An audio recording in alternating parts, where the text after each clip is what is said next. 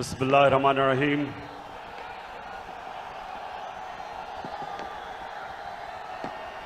अल्लाह तेरी इबादत करते हैं, तेरे से मदद मांगते हैं।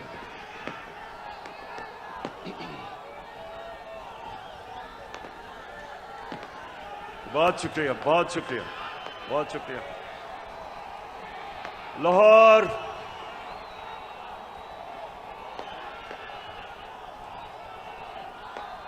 शुक्रिया, शुक्रिया। लाहौर मैं आपका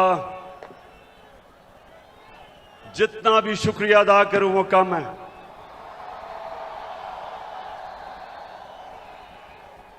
मुझे पता था कि आप मुझे मायूस नहीं करेंगे।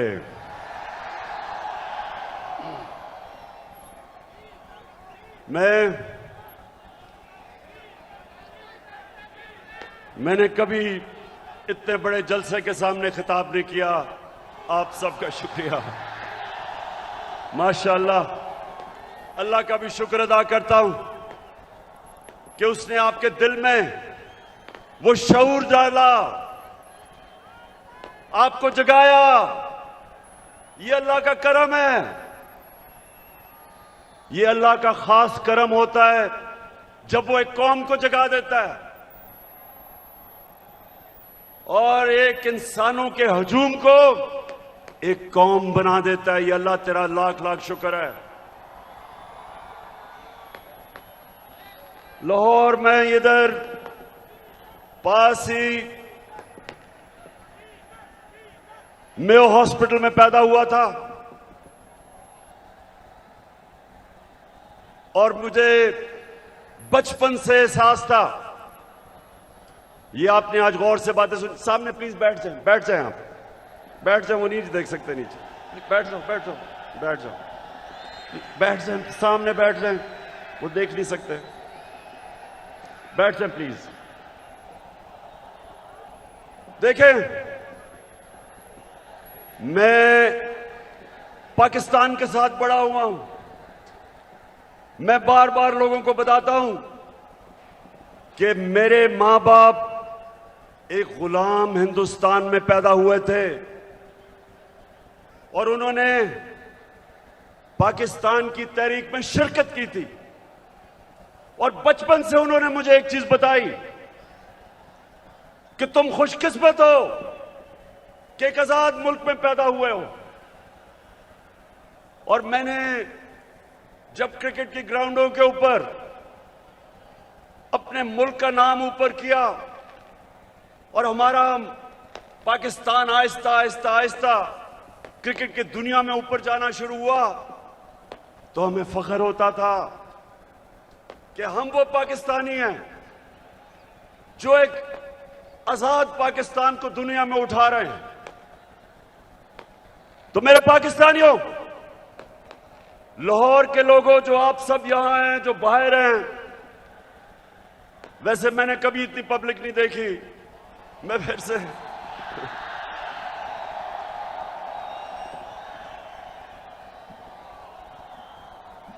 आप जितने भी लोग आज मेरी बात सुन रहे हैं, बड़े गौर से आज क्योंकि मैंने आज आपको लाएमल देना है कि हमने ये ना गुलामी कबूल करनी है, ना ये इंपोर्टेड हुकूमत कबूल करनी है। और ये अब आपको पता चला है कि सिलेक्टेड हुकूमत क्या होती है। जो बाहर से सिलेक्ट होके लोगों के ऊपर मुसल्लत की जाती है, ये होती है सिलेक्टेड हुकूमत। जो डरती है इलेक्शन से, जो साजिशों से, जो पैसे लगा के, जमीन खरीद के, बाहर जो साम्राज्य उनकी जूते पॉलिश करके जो आज ऊपर हमारे मुल्क पे मसलत की गई है। तो मैं आज आपको लाएमल दूंगा कि मैं किसी सूरत इस हुकूमत को कबूल नहीं करूंगा। मैं इन गुलामों को और पाकिस्तान के करप्ट तरीन लोगों को मैं कभी कबूल नहीं करूंगा। और मैं अभी आपको लाएमल देता हूं, लेकिन उससे पहले यह साजिश क्यों हुई? मेरे लाहौर के लोगों, जरा थोड़ा सा सब्र से सुने, यह साजिश हुई क्यों। मैं जब से वजीर आजम बना, मेरी सबसे बड़ी कोशिश यह थी कि हमारी आजाद फॉरेन पॉलिसी बने। आजाद फॉरेन पॉलिसी का मतलब यह कि हम जो भी फैसले करें अपने लोगों के मफादात के लिए करें। मैं अपने लोगों को किसी बैरूनी मुल्क की उनके मफादात के लिए कुर्बान ना करूं। मेरे फैसले मेरी कौम के लिए हों। ये वो लोग जो आदी हुए थे पाकिस्तानियों को हुक्म देते थे, धमकियां देते थे, एक ही टेलीफोन पे सारी बातें मनवा लेते थे, उनको ये चीज पसंद नहीं आई। मैंने ये भी फैसला किया जिस दिन मैं वजीर आजम बना कि मैं हर इंटरनेशनल फोरम में एक बात उठाऊंगा कि जो इस्लामोफोबिया और हमारे नबी सल्लल्लाहु अलैहि वसल्लम की शान में गुस्ताखी करते थे, मैंने फैसला किया था कि यूनाइटेड नेशंस में उठाऊंगा, ओआईसी में उठाऊंगा, हर फोरम पे उठाऊंगा, क्योंकि हमारे मुसलमानों को 1.5 अरब मुसलमानों को यह तकलीफ देते थे, वो भी पसंद नहीं आई,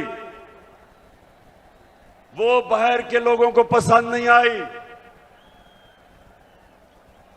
और तीसरी चीज उनको क्या नहीं पसंद आई कि मैं जितनी भी फॉरेन पॉलिसी थी, चाइना से, रशिया से, मुसलमान ममालिक से, मेरी सबसे बड़ी कोशिश ये होती थी कि मेरी कौम को किसमें फायदा है। मैंने कभी भी किसी से डिक्टेशन नहीं लिया और ना मैंने कभी लेना था। हुक्म किया कि रूस क्यों चले गए, हुक्म आया बाहर से कि आप रूस क्यों गए। मैं रूस इसलिए गया, एक पाकिस्तान में गैस खत्म हो रही है, हमने उसे गैस का कॉन्ट्रैक्ट करना था, लेकिन 2 और चीजें, रूस हमें तेल 30% कम कीमत पे दे रहा था।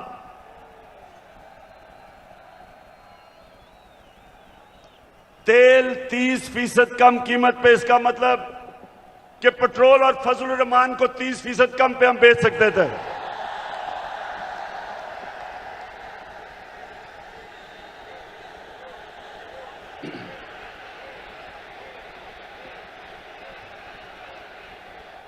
उसके अलावा हमें 20 लाख टन गंदम इंपोर्ट करनी थी रूस से, वो भी हमें 30% कम कीमत पे दे रहे थे।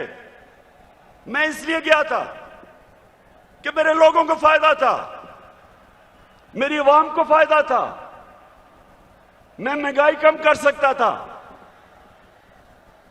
और ये देखें कि हिंदुस्तान जो अमेरिका का करीबी एलाई है, स्ट्रेटेजिक एलाई है, वो तेल मंगवा रहा है रूस से। उसको अमेरिका ने कहा कि ना तेल खरीदो, उसने आगे से सीधा जवाब दिया अमेरिका को कि हम अपने लोगों के मफादात के लिए फैसले करते हैं। यानी कि हिंदुस्तान की फॉरेन पॉलिसी उनके लोगों के मफादात के लिए, और हमारी फॉरेन पॉलिसी किसी और कौम की मफादात के लिए। यह भी पसंद नहीं आई बात, चाइना से ताल्लुकात वो भी पसंद नहीं आए, तो तब बाहर से साजिश होनी शुरू हुई। लेकिन ये याद रखें कि साजिश कभी मुकम्मल नहीं हो सकती जब तक अंदर मुल्क के मीर जाफर और मीर सादिक ना बैठे हों। मीर जाफर वो गद्दार था जिसने अंग्रेजों के साथ मिलकर मुसलमानों की हुकूमत, सिराजुद्दौला की हुकूमत गिराई जाती मफादात के लिए। और मीर सादिक वो था निजाम हैदराबाद के साथ मिलके, अंग्रेजों के साथ मिलके टीपू सुल्तान को इन्होंने हरवाया। यहां भी मीर सादिक और मीर जाफर बैठे हुए थे जिन्होंने बाहर की साजिश में पूरा हिस्सा लिया।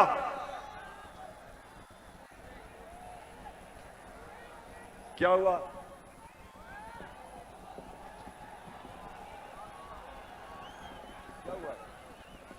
अच्छा सुना जरा, हो जाएगा ठीक। तो ये साजिश बाहर से हुई, अंदर मीर जाफर और मीर सादिक बैठे थे, अंदर थ्री स्टूजेस बैठे हुए थे, इन्होंने इनके साथ मिले। और भी इसके अंदर लोग मुलव्वस थे। और तारीख इन सारों को किसी को माफ नहीं करेगी जिन्होंने मिलके एक हुकूमत को कब गिराया। मेरे पाकिस्तानियों ये सुने, हमारी हुकूमत को तब गिराया जब हमारी हुकूमत की, और मैं चैलेंज करता हूं, सबसे बेहतरीन पाकिस्तान की परफॉर्मेंस तहरीक इंसाफ की हुकूमत की थी। हमारी इकोनॉमी सही तरफ जा रही थी, 5.6% पे हमारी इकोनॉमी बढ़ रही थी। ना नून लीग ने इसका कभी मुकाबला किया, ना पीपल्स पार्टी ने किया। हमारी एक्सपोर्ट्स रिकॉर्ड पे थी। कभी पाकिस्तान की तारीख में 32 अरब डॉलर की एक्सपोर्ट्स नहीं हुई। कभी पाकिस्तान में इतने बाहर से डॉलर्स नहीं आए। 31 अरब डॉलर रेमिटेंसेस बैरून मुल्क पाकिस्तानियों ने हमें भेजी। 31 अरब डॉलर। हम जब हुकूमत में आए थे 19 अरब डॉलर थी। और पाकिस्तान की तारीख में सबसे ज्यादा पैसा हमने इकट्ठा किया टैक्स में, 6000 अरब डॉलर से ऊपर। यह भी पाकिस्तान की तारीख का रिकॉर्ड था। हमने सबसे सारे बर्रे सगीर में जिस मुल्क में सबसे कम बेरोजगारी थी वो पाकिस्तान था। सबको पीछे छोड़ गए हम। और ये कब? जब कोरोना वायरस ने दुनिया में तबाही मचाई हुई थी। पाकिस्तान वो मुल्क है जिसकी दुनिया ने मिसाल दी कि उस मुल्क जिसने सबसे बेहतर कोरोना वायरस को हैंडल किया, अपने लोग भी बचाए, अपने गरीब भी बचाए, अपनी इकोनॉमी भी बचाई।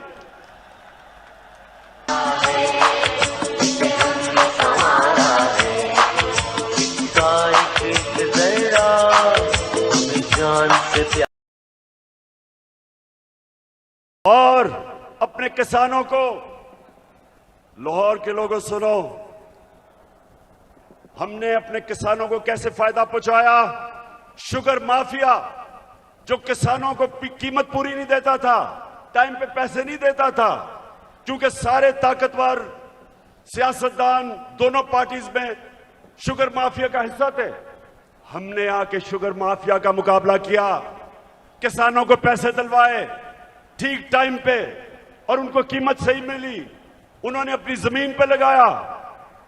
और पाकिस्तान की तारीख में 5 फसलों में की तारीख में सबसे ज्यादा पैदावार पाकिस्तान की तारीख में एक पिछले साल हमने किया।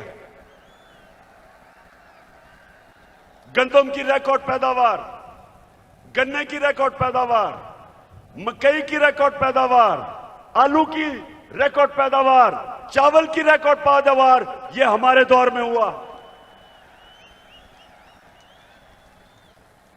जब दुनिया कह रही थी कि पाकिस्तान की इकोनॉमी सही रास्ते पे निकल गई है और जिस रास्ते पे जा रही है आईएमएफ की गुलामी से आजाद होने जा रही थी, तब इन्होंने हमारी हुकूमत को साजिश करके गिराया।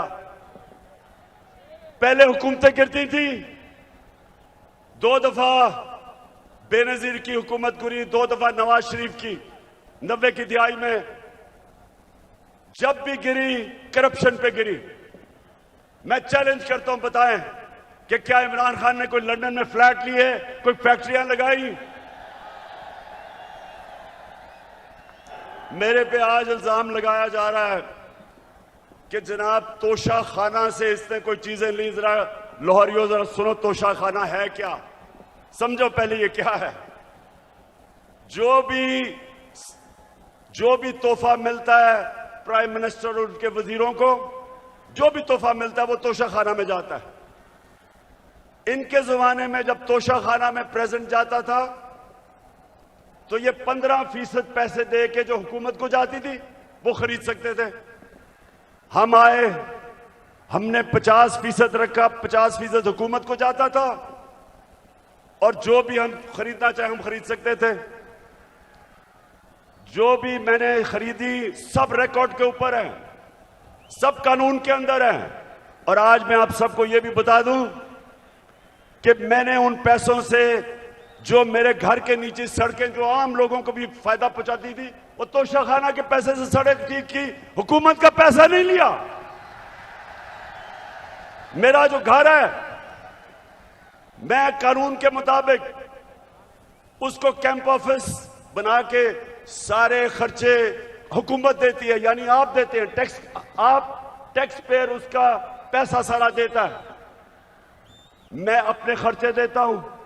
मैं कोई ना लाहौर का घर ना वहां कैंप ऑफिस नहीं किया, अपने पैसे से वो चलाया।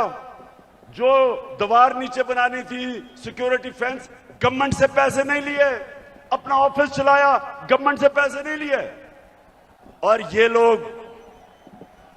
लोग जो आज प्रोपेगेंडा कर रहे हैं, मैं चैलेंज करता हूं कि मैं चैलेंज करता हूं कि कभी पाकिस्तान की तारीख में किसी प्राइम मिनिस्टर ने अपने ऊपर इतना कम पैसा खर्च नहीं किया जो मैंने किया। चैलेंज करता हूं। तो चली है अब तहरीक, ये होगा ठीक, ये प्यारा पाकिस्तान।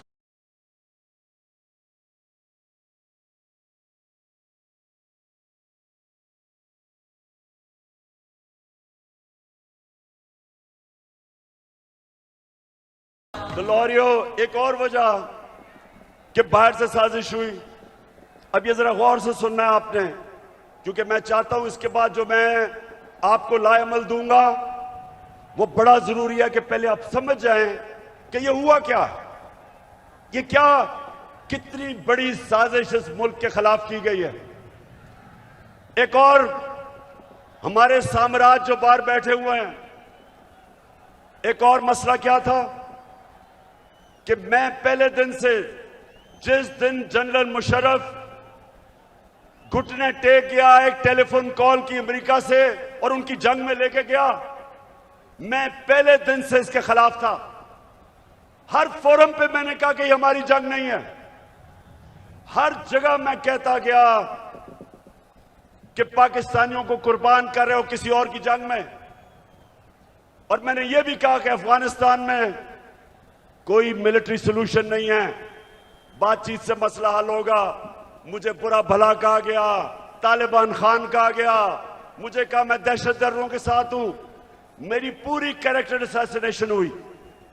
लेकिन मैं क्यों कह रहा था कि हमारी जंग नहीं है? क्योंकि मेरे पाकिस्तानियों,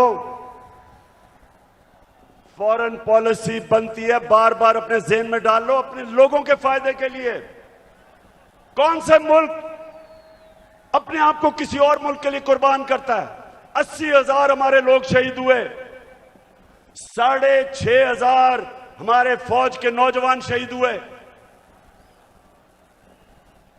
हमारा कबायली इलाका उजड़ गया, 100 अरब से डॉलर से ज्यादा मुल्क को नुकसान हुआ।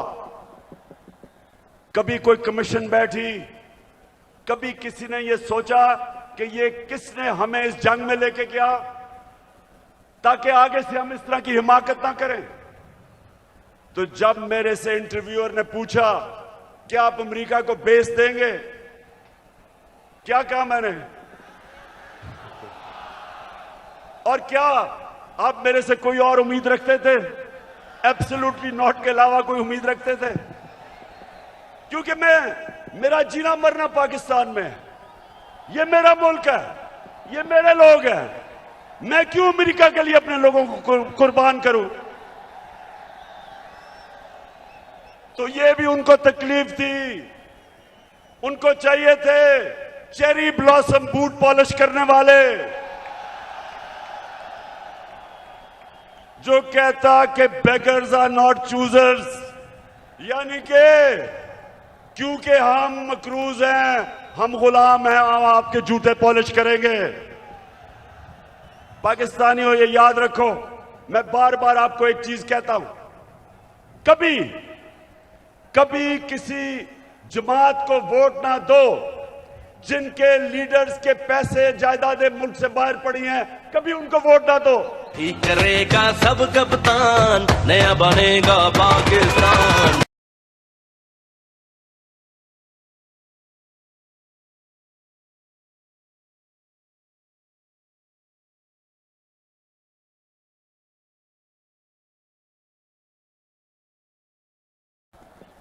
क्योंकि जिधर इनके पैसे बाहर पड़े हैं, इनकी जायदादें बाहर पड़ी हैं, इनकी प्रॉपर्टीज बाहर हैं, इनके ऑफशोर अकाउंट्स बाहर हैं, ये याद रखें, ये कभी साम्राज्य का प्रेशर बर्दाश्त नहीं कर सकते। ये वो करेंगे जो उनको हुक्म मिलेगा।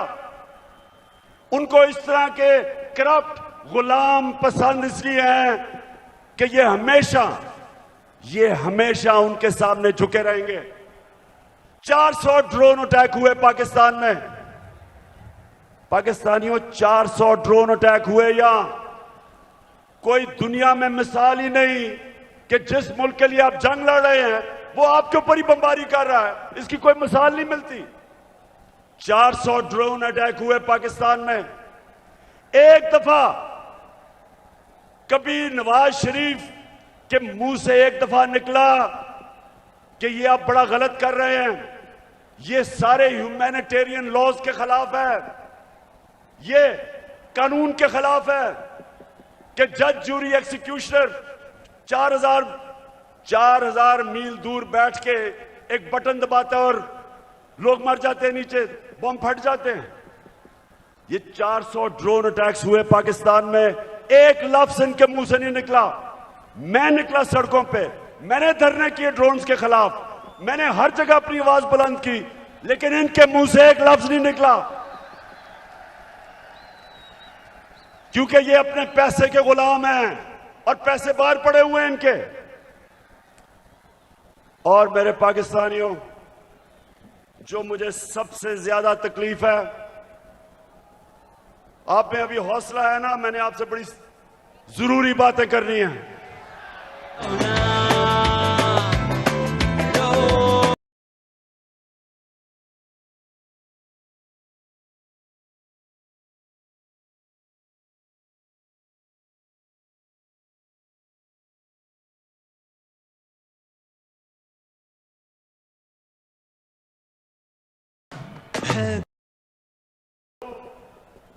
हुआ क्या, बाहर से साजिश प्लान हुई, अंदर मीर जाफर बैठे हुए थे। हमें एक मुरासला आता है, हमारे एम्बेसडर से मीटिंग होती है एक अमेरिकी ऑफिशियल की, और उधर वो उसको क्या कहता है, ये जरा सुने, तकब्बर सुने जरा, उसका तकब्बर। हमारे एम्बेसडर को कहता है कि अगर तुमने इमरान खान को इस नो कॉन्फिडेंस मोशन में ना हराया तो पाकिस्तान को बड़ी मुश्किलों का सामना करना पड़ेगा। तकब्बर सुने, 22 करोड़ हमारी आवाम, दुनिया का 5वां छठा बड़ा मुल्क, और एक ऑफिशियल हमारे एम्बेसडर को कह रहा है कि अगर तुमने इमरान खान को, ये जो उसके खिलाफ नो कॉन्फिडेंस मोशन आ रहा है, अभी आया नहीं था, उसको पहले ही पता था, कहता कि अगर ये आपने इसको ये अगर कामयाब ना हुआ इसके खिलाफ तो पाकिस्तान को बड़ी मुश्किलों का सामना करना पड़ेगा। लेकिन अगर कामयाब हो गया, और ये सुनो मेरे पाकिस्तानियों, कहता अगर कामयाब हो गया तो हम पाकिस्तान को माफ कर देंगे।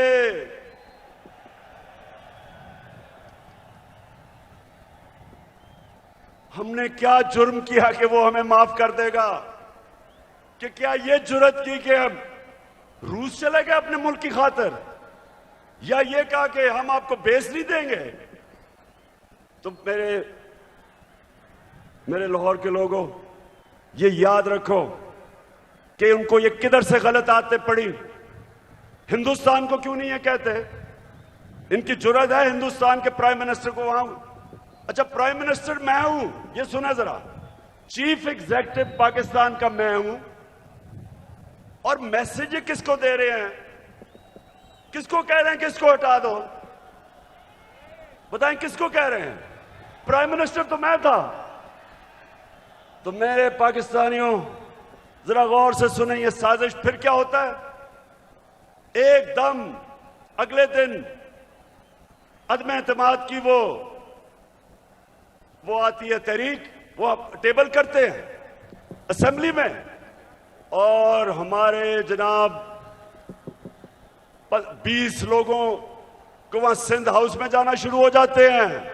उनकी बोली लग जाती है, 20-20 करोड़ में उनके जमीर बिकने शुरू हो जाते हैं।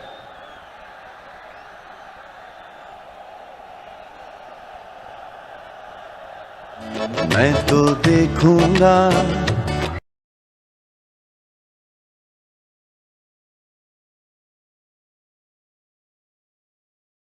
और फिर जो हमारे इत्तेहादी हैं, मैं मुंह ने सिलाई आज आपको खराज तहसीन पेश करता हूं। आप वाहिद रह गए, बाकी सारे चले गए। मैं तो देखूंगा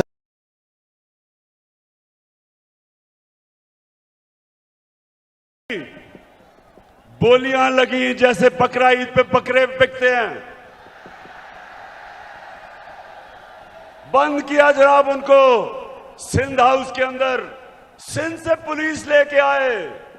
सोचिए ये पाकिस्तान में हो रहा है।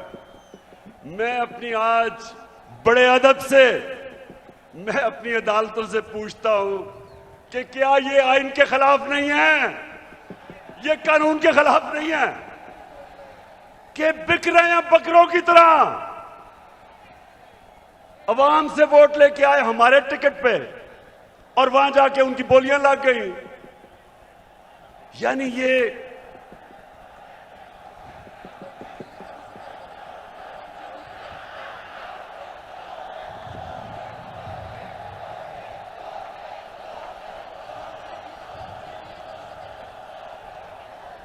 वैसे देखो मेरे पाकिस्तानियों, एक आप सब ने वादा करना है, वोट हमें दे या ना दे, मैं आप सारे पाकिस्तानियों से बात कर रहा हूं, लेकिन खुदा के वास्ते कभी इन लोटों को सारी जिंदगी वोट नहीं देना आपने।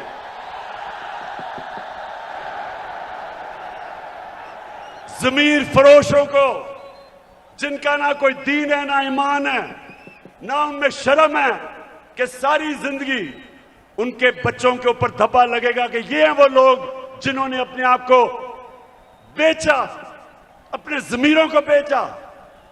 सारी जिंदगी के लिए इनके ऊपर एक मोहर लगे कि कभी ये सियासत के पास ना आए। जिन जिन हलकों में ये जाएंगे, मेरी कौम पाकिस्तानियों, अगर आपने इनको किसी भी हलके में जीतने दिया, आप इस मुल्क से गद्दारी करेंगे।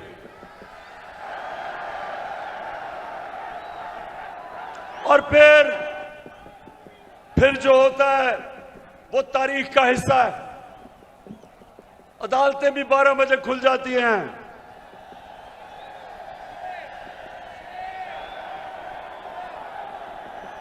मेरे यहां दोनों स्पीकर बैठे हुए हैं, एक्स स्पीकर असद कैसर भी बैठा हुआ है और कासिम सूरी, दोनों हीरो हैं।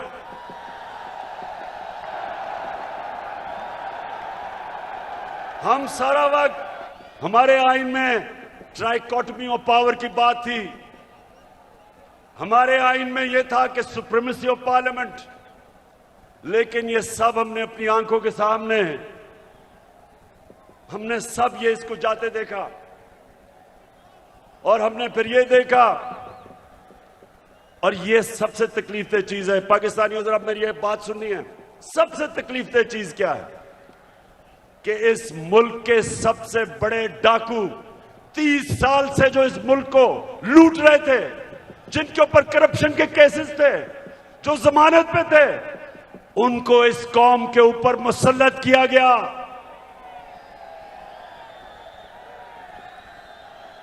पाकिस्तानियों, मैं मेरे से बेहतर शायद कोई भी पाकिस्तान की सियासत में ना अमेरिकनों को जानता है, ना यूरोपियंस को जानता है जो मैं जानता हूं। कोई नहीं मेरे से बेहतर जानता। उनके अपने मुल्कों में ये कोई तस्वर भी नहीं कर सकता, कोई सोच भी नहीं सकता कि एक आदमी जमानत पे हो, उसको पार्लियामेंट तो दूर की बात है, उसको चपड़ासी भी बना दे, या उन्होंने हमारा प्राइम मिनिस्टर बना दिया और उसके बेटे को, जो सारा लाहौर जानता है कि हर एक एक चीज के ऊपर रिश्वत लेता था, उसको चीफ मिनिस्टर का कैंडिडेट बना दिया। मैं ये सोचता हूं, आज मेरे पाकिस्तानियों सुनो जरा, मैं ये सोचता हूं क्योंकि मैं उन माशरों को बड़ी अच्छी तरह जानता हूं कि वो हमें कितनी हकारत से देखते हैं, हमें वो क्या समझते हैं कि चोरों के हमारे ऊपर मुसल्लत कर दिया। खुद सोचो, 20 साल ये जो आज बैठे हुए हैं, ये एक दूसरे को चोर कहते रहे हैं। क्या ये चेरी ब्लॉसम ने नहीं कहा था कि मैं आसिफ जरदारी का पेट फाड़ के पैसा निकालूंगा? ये क्या लोगों को बेवकूफ समझते हैं? क्या नवाज शरीफ ने 2 दफा आसिफ जरदारी को जेल में करप्शन पे नहीं डाला था? और क्या आसिफ जरदारी ने हुदैबा पेपर मिल का अरबों रुपए का केस नवाज शरीफ और शहबाज शरीफ पर नहीं किया था? और क्या ये दोनों मिलके फजल रहमान को डीजल नहीं कहते थे?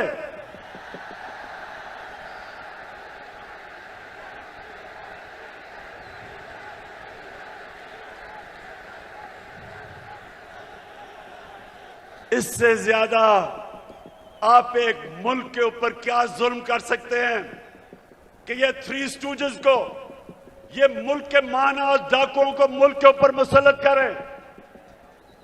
मैं आपको आज ये बता रहा हूं, जब तक मैं जिंदा हूं मैं इनका मुकाबला करूंगा, मैं कभी इनको तस्लीम नहीं करूंगा। पुत्र हटा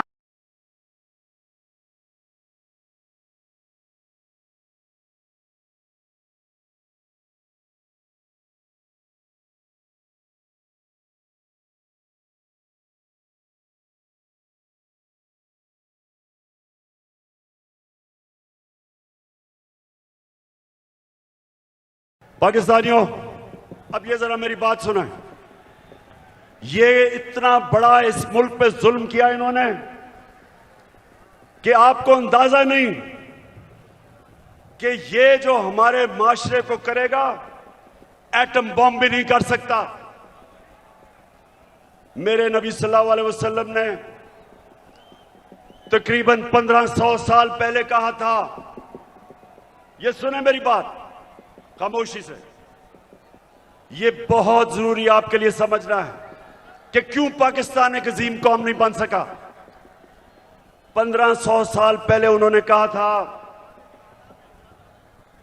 मेरे पाकिस्तानियों, 1500 साल पहले उन्होंने कहा था कि वो कौमें बर्बाद हो जाती हैं जो छोटे चोरों को पकड़ के जेल में डालती हैं और बड़े डाकुओं को उनका निजाम पकड़ नहीं सकता। यह है आपके सामने। अब इससे बड़ी मिसाल क्या है कि 40 अरब रुपया शहबाज शरीफ और उसके बेटों के ऊपर 40 अरब रुपए के एफआईए में और नैब में केसेस हैं। एफआईए के 16 अरब रुपए इसके नौकरों के नाम पे एफआईए ने पकड़े हैं और इस आदमी को प्राइम मिनिस्टर बना दिया।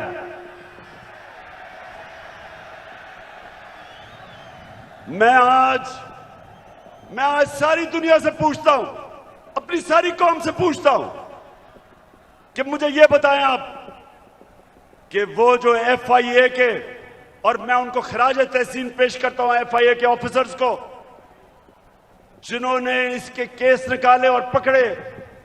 जब इसका बेटा सलमान शहबाज बाहर भाग गया, जब उसे पता कि एफआईआर पकड़ने लगी है, उससे पहले दामाद इनकी अपनी हुकूमत में, जब नून लीग की हुकूमत थी, इसका शहबाज शरीफ का दामाद बाहर भागा करप्शन के केसेस से डर के।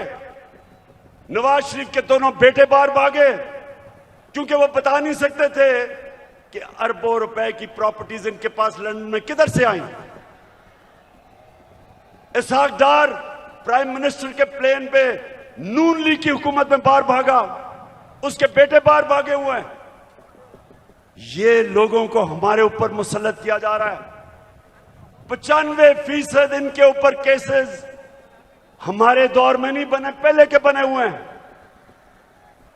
और ये लोग आज जिधर आके बैठ गए हैं, मुझे ये बताएं कि कौन सा गवर्नमेंट ऑफिसर इनके खिलाफ एक्शन लेगा?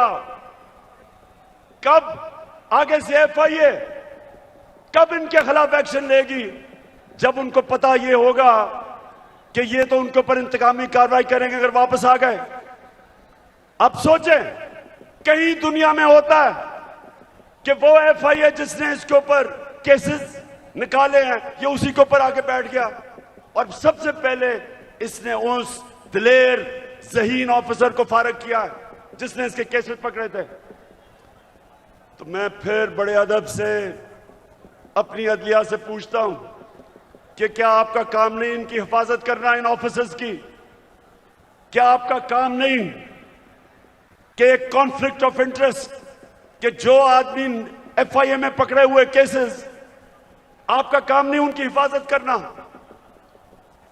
तो पाकिस्तानियों, मैं आज आपके सामने एक और बात कहता हूं। 3.5 साल मैं हुकूमत में कोशिश करता रहा कि इनके केसेस आगे बढ़े। 3.5 साल में कोशिश करता रहा।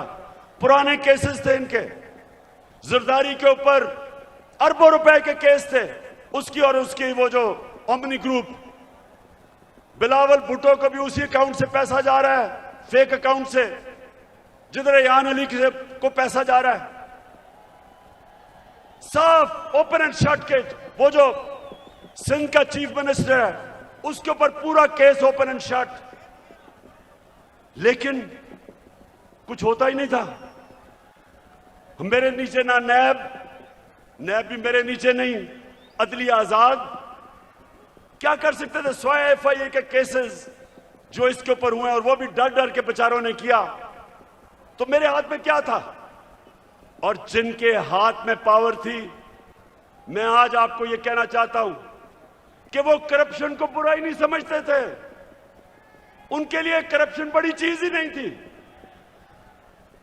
उनके ख्याल में कि ये जो करप्शन है ये तो होती है, और उन्होंने, क्योंकि वो करप्शन को बुरा नहीं समझते थे, ये सबसे बड़ा इस मुल्क के ऊपर अलमिया है कि आज जिन लोगों को जेल में होना चाहिए था, वो आज या वजीर बन गए और या प्राइम मिनिस्टर बन गए हैं और या वजीर आला बनने की कोशिश कर रहा है।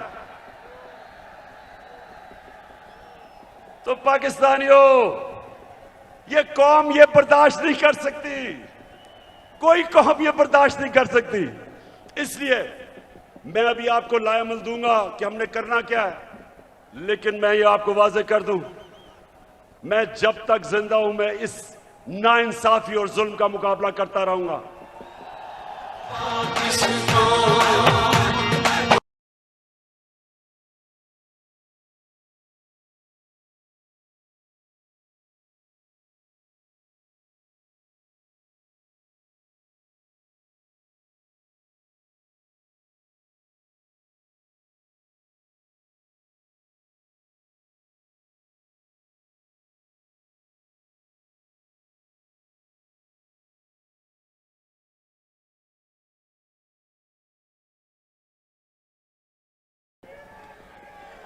पाकिस्तानियों, लाहौर के मेरे बाशऊर शहरियों, पहले बताएं आप तैयार होंगे जो मैं आपको बाद में बताने लगा हूं मेरे साथ इंशाल्लाह। अच्छा, अब मैं आपको जिस चीज की मुझे और बहुत तकलीफ है कि वो केसेस जो भी ताकतवर है यहां, उनको हमारा इंसाफ का निजाम कानून के नीचे ला ही नहीं सकता। अब ये सोचें कि जब हमारे नबी सल्लल्लाहु अलैहि वसल्लम ने कहा था कि कौम तबाह हो जाती जब ताकतवर को नहीं पकड़ती, डाकू को और सिर्फ छोटे चोरों को पकड़ती है, उनकी सोचें, उनकी हिकमत, यानी उनमें अल्लाह ने उनको सबसे दुनिया का अजीम आदमी किसी वजह से बनाया था और हमें हुक्म किया था कि उनकी सुन्नत पे चलो। देखिए, छोटा चोर भैंस चोरी कर लेगा, मोटरसाइकिल चोरी कर लेगा, ज्यादा से ज्यादा गाड़ी चोरी कर लेगा, कितना पैसा बना लेगा। लेकिन जब बड़ा डाकू चोरी करता है, अरबों रुपए की चोरी करता है, अब वो बिस्तर के नीचे नहीं वो पैसा रख सकता, वो बैंक में नहीं डाल सकता क्योंकि पकड़ा जाएगा। लिहाजा वो पैसा मुल्क से बाहर भेजता है, दुगना नुकसान करता है, चोरी भी बड़ी करता है। और जब वो पैसा मुल्क से बाहर भेजता है, जिसको मनी लॉन्ड्रिंग कहते हैं, तो वो डॉलर खरीद के भेजता है। जब वो डॉलर खरीदता है, डॉलर के ऊपर प्रेशर पड़ता है, रुपए की कीमत गिरती है। जब रुपया गिरता है, महंगाई आती है, गुर्बत बढ़ती है। आज ये हाल है कि यूनाइटेड नेशंस के सेक्रेटरी जनरल ने एक कमिटी बनाई है जिसको कहते हैं फैक्ट टाइप पैनल।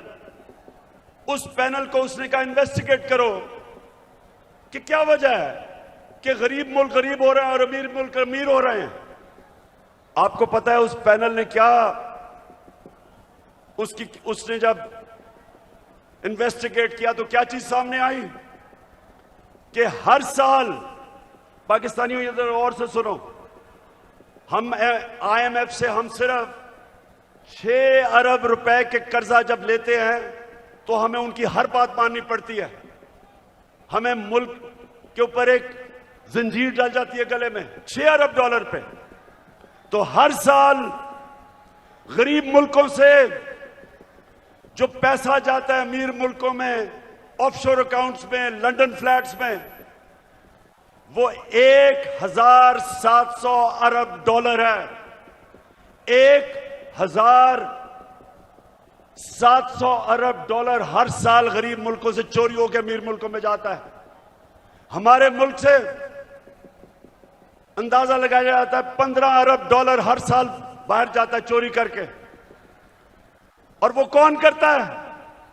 वो भैंस चोर या मोटरसाइकिल चोर नहीं करता, वो ये बड़े बड़े डाकू जो आज ऊपर मुसल्लत कर दिए हैं, ये चोरी करके पैसा बाहर भेजते हैं। और इसलिए मेरे पाकिस्तानियों, इनका मुकाबला करना है हमने। ये है हमारी हकीकी आजादी की जंग जो मैं आपको आज तैयार करवाने आया हूं उसके लिए। फिर से तू अड़ जा, फिर से तू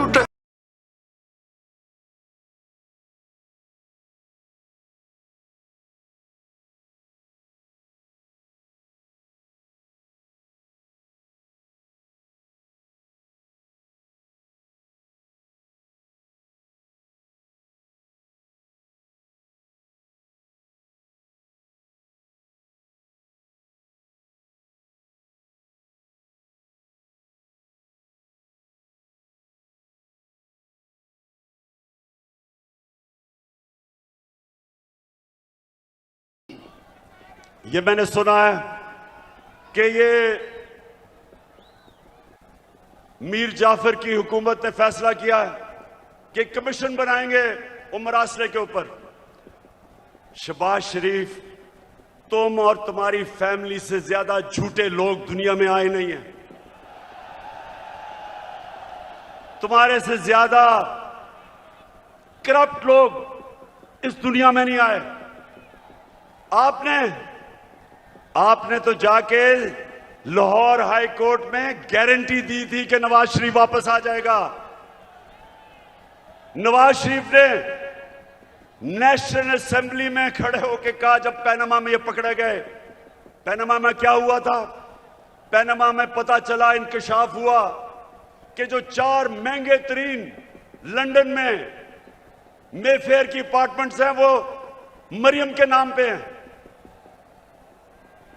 तो जब पनामा में यह इंकशाफ हुआ तो नवाज शरीफ ने असेंबली में जाके कहा कि ये हैं वो दस्तावेज जो साबित करते हैं कि ये लीगल खरीदे गए हैं। वो सारे दस्तावेज जाली निकले।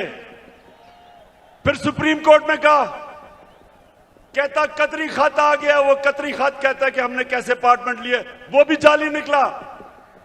फिर मरियम ने सुप्रीम कोर्ट में कहा, एक ट्रस्ट डीड उसने दिखाई। अब ट्रस्ट डीड क्या कहती है? उन्होंने कहा जी ये मेरे भाइयों के मेरे बीच में ये ट्रस्ट डीड थी।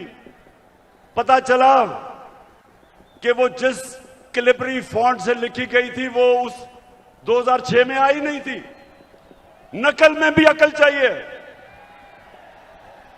और फिर इनके लाहौर में जो इन्होंने लूट मार की एलडीए में, हर थोड़ी देर के बाद आग लगती है और उनके रिकॉर्ड जल जाते हैं। तो तुम्हारा ख्याल है शहबाज शरीफ कि हम तुम्हारी कोई कमीशन मानेंगे? हम सिर्फ एक कमीशन मानेंगे, सुप्रीम कोर्ट के अंदर ओपन हेयरिंग हो। जिस तरह धांधली के ऊपर कमीशन बनी थी, ओपन हेयरिंग हो, मीडिया के सामने हो, ताकि सबको पता हो कि कितनी बड़ी साजिश हुई है पाकिस्तान से। और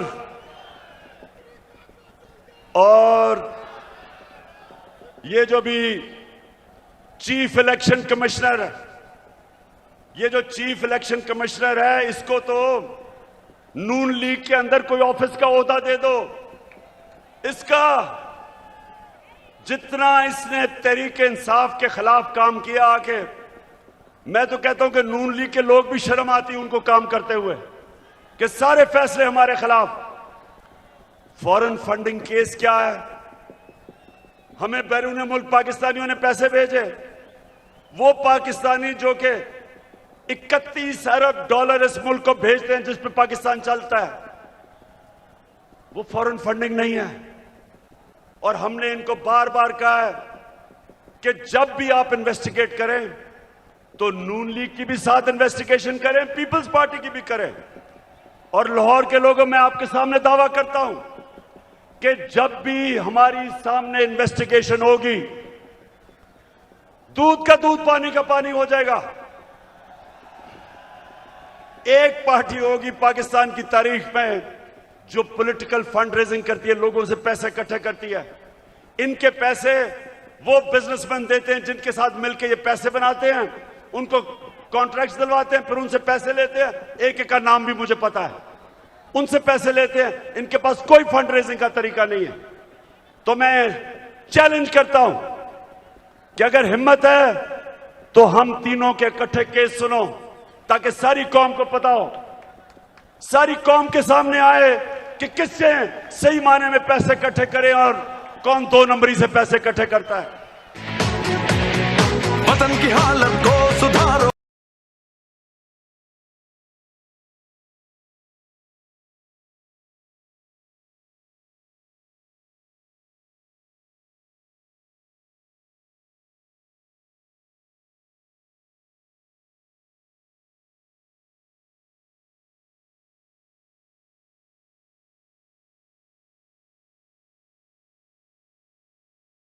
सोचता हूं ये नून लीग के और पीपल्स पार्टी के लोगों को मैं सोचता हूं, और वो डीजल वाले के लोगों को भी, कि मुझे ये बताएं कि कोई आपको शर्म नहीं आती कि वहां जरदारी फैमिली के अलावा कोई नहीं आता ऊपर, यहां शरीफ फैमिली के अलावा कोई नहीं आता, उधर फजल रहमान के बेटों के अलावा कोई नहीं आता। कोई आपको शर्म नहीं आती कि किसी में सलाहियत नहीं ऊपर आने की? हमारी पार्टी में क्यों नहीं है? बताएं मेरा कौन सा रिश्तेदार है, बताएं कौन है रिश्तेदार, कौन सा दोस्त है मेरा पावर में, क्योंकि मेरिट के ऊपर चल रहे हैं हम। ये खानदानी पार्टीज, मैं इनके ऊपर हैरत मुझे होती है कि क्यों नहीं इनको अजीब लगता कि वो एक बच्चे को बाहर से उर्दू उसको पूरी आती नहीं, उसके सामने बड़े बड़े झुके हुए होते हैं। वो जब नवाज शरीफ प्रेसिडेंट ओबामा को मिला पर्चियां पकड़ के, तो जिसकी काम पे टांग रही थी, 14 साल हो गए उर्दू नहीं आ रही सही तरह, करते करते में फर्क ही नहीं पता चलता उसको। तो दूसरी तरफ वो मरियम तैयार है, जिसने जिंदगी में 1 घंटे का काम नहीं किया, वो तैयार बैठी है, उसका बेटा तैयार बैठा है, उनके रिश्तेदार तैयार बैठे हैं सबके। तो कोई इनके लोगों को कोई एहसास नहीं कि ये हैं कौन, इनकी सलाहियत क्या है सिवाय चोरी करने के, कि इनके अलावा कोई ऊपर ही नहीं आ सकता।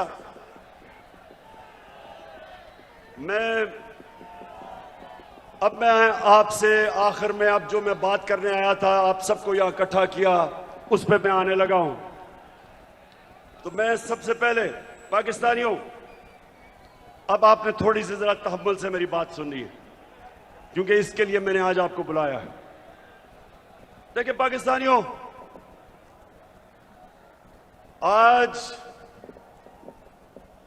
आज वो दिन है, 84 साल पहले इल्लामा इकबाल इस दुनिया से गए थे। सामने उनका मज़ार है, और वो एक ऐसा इंसान था, शायद ही कोई ऐसा ज़हन 500 साल में मुसलमान दुनिया में आया हो। और इल्लामा इकबाल की जो पूरी कोशिश थी कि एक गुलाम कौम को उठाए, जिंदा करे गुलाम कौम को, उनकी इतनी शायरी है। लेकिन जो मुझे सबसे ज्यादा पसंद है, और आज जो मैं एक फिक्रा कहना चाहता हूं, कि उस रिस्क से मौत अच्छी है जिस रिस्क से परवाज में आती है कोताही।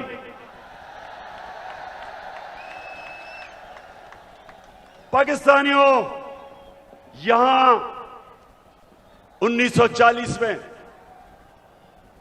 जब कायदे आजम ने पाकिस्तान की रेजोल्यूशन करारदाद पाकिस्तान पास की थी, तो वो क्यों एक इतनी बड़ी ख्वाब उन्होंने यह अनाउंस की थी कि हिंदुस्तान के मुसलमानों ने फैसला किया कि हम एक आजाद मुल्क में रहना चाहते हैं। ये पाकिस्तान सिर्फ इस खित्ते के मुसलमानों के लिए नहीं था, जो हिंदुस्तान में मुसलमान जो नहीं पाकिस्तान आ सके, उन्होंने भी वोट दी पाकिस्तान के लिए, क्योंकि पाकिस्तानियों बड़ी ख्वाब का नाम था पाकिस्तान। और पाकिस्तान का जो नारा था, पाकिस्तान का मतलब क्या, मैं ये चाहता हूं आज कि पहले आप ला इलाहा इल्लल्लाह का मतलब सही माने में समझ लें। ला इलाहा इल्लल्लाह का मतलब यह है कि वो एक इंसान को आजाद कर देता है, एक छोटे इंसान को एक अजीम इंसान बना देता है। मौलाना रूमी ने कहा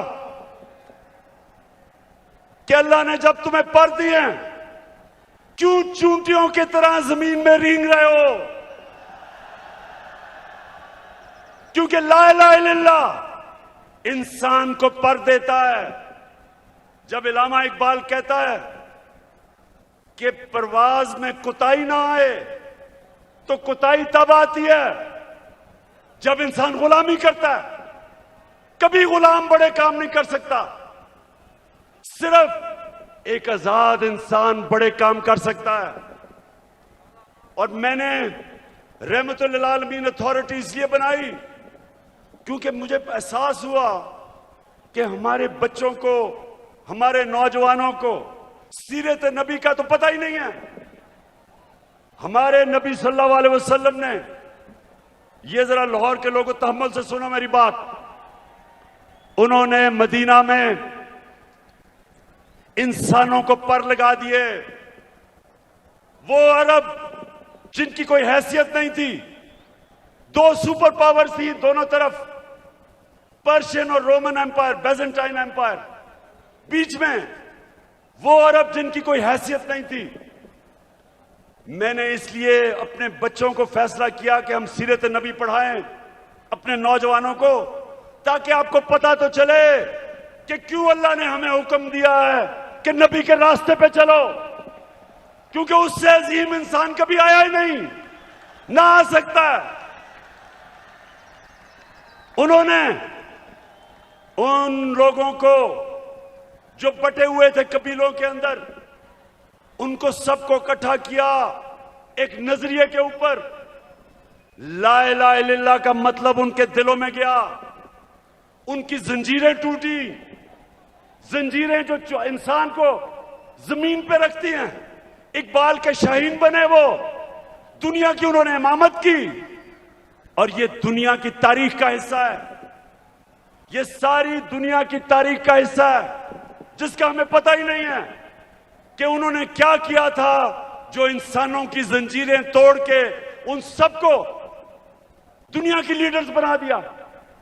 तो पाकिस्तानियों, इसलिए मैं आज आपके पास आया हूं कि ये जो कहता है कि बेकरसन कि हम जनाब मकरूज हैं इसलिए गुलाम हैं, शहबाज शरीफ तुम पैसे के गुलाम हो, हम कौम आजाद हैं। और दूसरा कहता है कि जनाब हम तो लाइफ सपोर्ट मशीन पे हैं, अमेरिका जब चाहे बंद कर दे। शर्म करो, शर्म करो कि 22 करोड़ लोगों को तुमने गुलाम बना के रख दिया, क्योंकि तुम खुद गुलाम हो, तुम्हारे पैसे बाहर पड़े हैं, अपने पैसों की पूजा करने वाले तुमने। हम जो एक बड़ी अजीम ख्वाब पाकिस्तान जो बनना था, आपने हमें चूंटियों की तरह जमीन पर रखा हुआ है।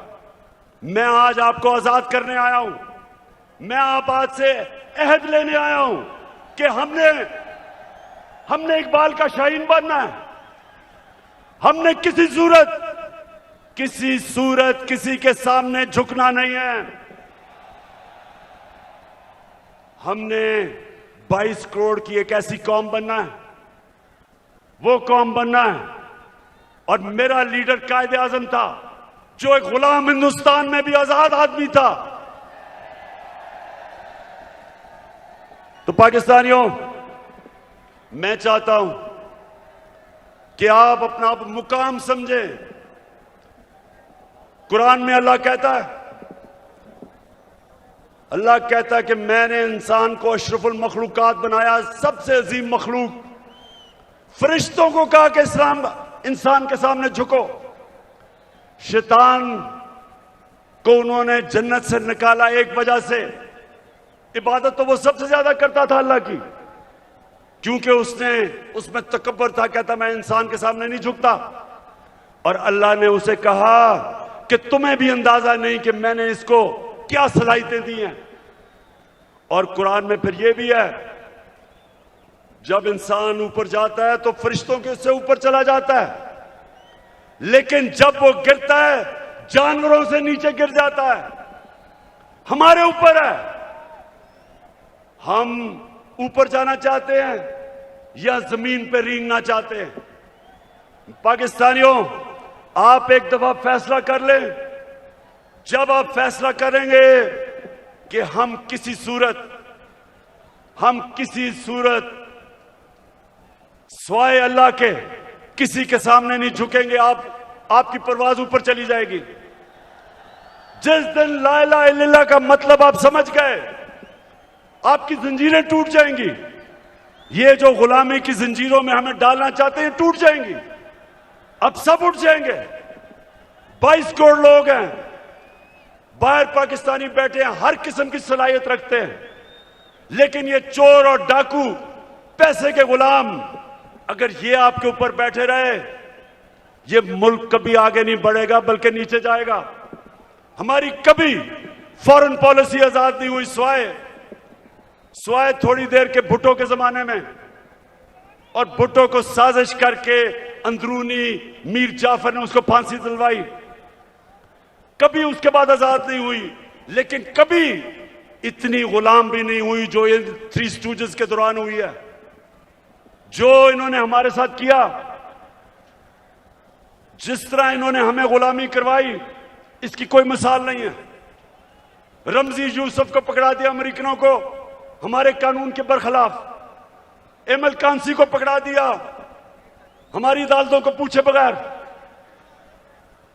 एमएल कांसी के वकील ने अमेरिका की अदालत में क्या कहा जब उन्होंने पूछा जज ने कि क्यों पाकिस्तान के कानून के बगैर आप उसको उठा के ले गए, तो उसका वकील कहता कि पाकिस्तानी अपनी वालदा को बेच देंगे डॉलरों के पीछे। और वो किसका दौर था? नवाज शरीफ का दौर था। हम नहीं बेचेंगे, ये नवाज शरीफ बेच देगा, पैसे का पुजारी है। फिर जनरल मुशर्रफ का दौर आया, 9/11 के बाद इसने पकड़ पकड़ के पाकिस्तानियों को ग्वांटानामो बे में दे दिए। मुल्ला ज़ईफ तालिबान का एम्बेसडर था, जिनीवा कन्वेंशन के मुताबिक उसको प्रोटेक्शन थी, उन्होंने उसके बावजूद पकड़ा दिया, उनको ग्वांटानामो बे में भेज दिया। हमारे मुल्क से लोगों को उठा उठा के ले गए। हम जंग उनकी लड़ रहे हैं और दुश्मन हम ही बने हुए हैं। 400 ड्रोन अटैक्स करवा दिए, कबायली इलाके को उजाड़ दिया। जो कबायली इलाके के लोगों को मुश्किलों का सामना करना पड़ा, आप सोच भी नहीं सकते। 35 लाख लोगों ने नकल मकानी की वहां से, 40 लाख लोगों ने स्वाद से नकल मुकानी की। या मेरे 2 एक्स मिनिस्टर्स बैठे हुए हैं, मुराद सईद, इसकी वालदा को एक उसी जंग में स्वात में जब बम फटा तो उसकी वालदा के सर पे लगा, अभी तक वो कोमा में है, सालों से वो कोमा में पड़ी हुई है। यहां सरताज गुल है, उसका भाई यहां खुदकुश हमले में लाहौर में वो बेचारा शहीद हुआ। मेरे मां और वालिद की दोनों तरफ से, एक जनरल बिलाल शहीद हुए वालदा की तरफ से, और न्याजी हमारे मियां वाली से शहीद हुए। 80,000 हमारे लोग मारे गए। क्यों? पाकिस्तान की जंग से क्या ताल्लुक था? क्योंकि गुलाम बैठे हुए थे। हमें कुर्बान किया गया किसी की खातिर और हमें दुनिया में जिल्लत मिली। उसामा बिन लादेन को पाकिस्तान में आके इन्होंने खत्म किया। कोई 3 दिन कोई बोला नहीं।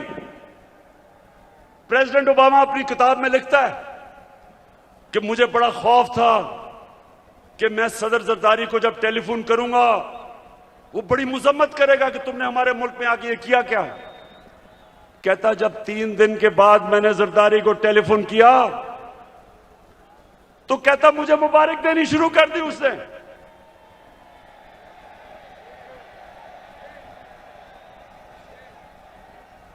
किसी के मुल्क में आके जो आपकी जंग लड़ रहा है, उसी मुल्क में आके आप किसी को मार दें और आपको बताएं भी ना, और वो सारी लीडरशिप हमारी पैरों में पड़ी हुई थी। पाकिस्तानियों याद रखें, कभी आपकी कभी दुनिया इज्जत नहीं करेगी जब तक आप अपनी खुद इज्जत नहीं करेंगे। तो मैं आज आपके पास जो पैगाम लेके आया हूं वो ये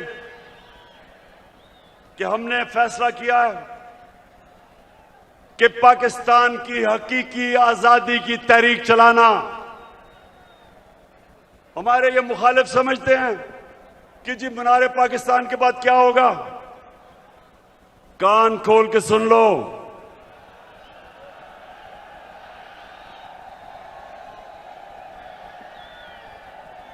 कान खोल के सुन लो कि असल पार्टी तो अब शुरू हुई है। डट के खड़ा है अब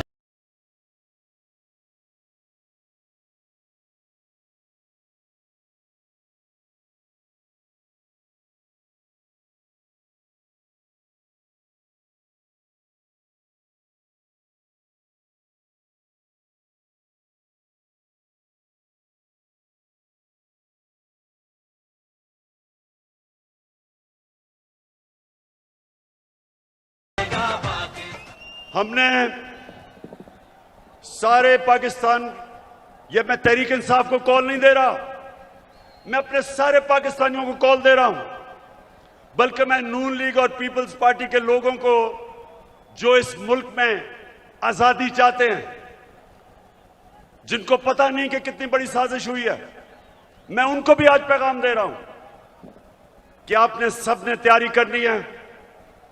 गली गली, मोहल्ले मोहल्ले, शहरों में, गांव में आपने सबने तैयारी करनी, आज से शुरू करनी है। आपने मेरी कॉल की इंतजार करनी है जब मैं आप सबको इस्लामाबाद बुलाऊंगा।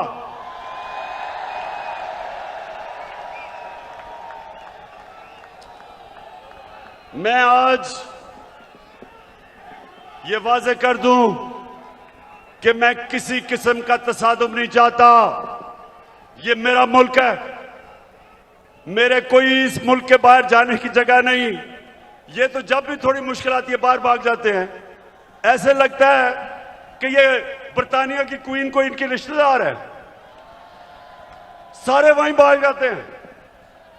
वो इसहाक डार, वो यहीं इधर ही पुराने शहर में उसका बाप की साइकिलों की दुकान थी, बड़ा मेहनत का आदमी था, लेकिन आजकल उनको जरा देखें, लगता है वो कोई बर्तानिया का लॉर्ड था।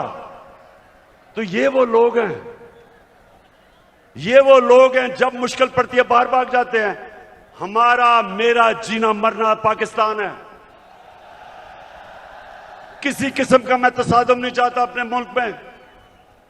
हमारी फौज है, हमारी पुलिस है, और फौज का भी मैं ये कह दूं कि अगर हमारे पास एक ताकतवर फौज ना होती तो आज पाकिस्तान के 3 टुकड़े हुए होते। हमारे जो दुश्मन हैं वो सिर्फ इसलिए कामयाब नहीं हुए कि माशाअल्लाह हमारी कौम अपनी फौज के साथ खड़ी है। हमारी फौज ने एक गलत फैसला मुशर्रफ ने किया, गलत फैसला उसने किया, लेकिन हमारी फौज ने जिस तरह की कुर्बानियां दी, वो कुर्बानियां ना देते तो आज पाकिस्तान का भी वो जो शाम और इराक का हाल है वो होता। तो हम आज दाद देते हैं अपनी फौज को, अपनी पुलिस को। हम चाहते हैं कि हमारी पुलिस भी एक मजबूत पुलिस फोर्स बने। हम कोई किसी किस्म की इस मुल्क को नुकसान नहीं पहुंचाना चाहते, लेकिन हम किसी सूरत इस इंपोर्टेड हुकूमत को तस्लीम नहीं करेंगे। जो भी हो, ये जब समझते हैं कि ये तहरीक खत्म हो जाएगी, तहरीक अभी जोर पकड़ेगी। मैंने अपनी सारी पार्टी के बड़े बड़े सीनियर्स को कहा है कि इन्होंने निकल जाना है सारे पाकिस्तान में। आपने जाके लोगों को तैयार करना है, अपनी हकीकी आजादी की तहरीक में सबको शामिल करना है। आपने अपने इलाकों से निकल के, और सीनियर लीडरशिप ने पाकिस्तान के उन इलाकों में जाना है ताकि लोग तैयार हों, मेरी कॉल की इंतजार करें। और मैं सिर्फ एक चीज चाहता हूं, कोई और चीज नहीं चाहता। मैं चाहता हूं कि जल्दी से जल्दी इलेक्शन अनाउंस किए जाएं। हम एक जमहूरी पार्टी हैं, हम जमहूरियत चाहते हैं, लेकिन हम कभी भी इस सिलेक्टेड इंपोर्टेड हुकूमत को कभी तस्लीम नहीं करेंगे। एक ही तरीका है, जिनसे भी गलती हो गई, एक ही तरीका है गलती ठीक करने का, फौरी इलेक्शन करवाओ।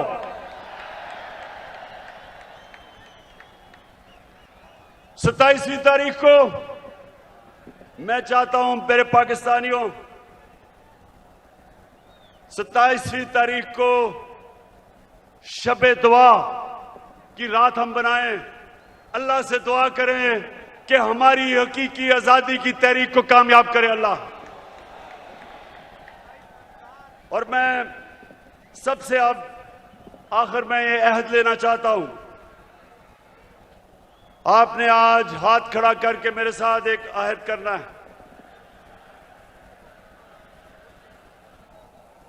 कि आपने मेरे बाद रिपीट करना है। अभी जवाब आपको कहूंगा, रिपीट करना है। क्या हम सब आज अहद करते हैं कि हम अपने मुल्क की हकीकी आजादी और जमहूरियत के लिए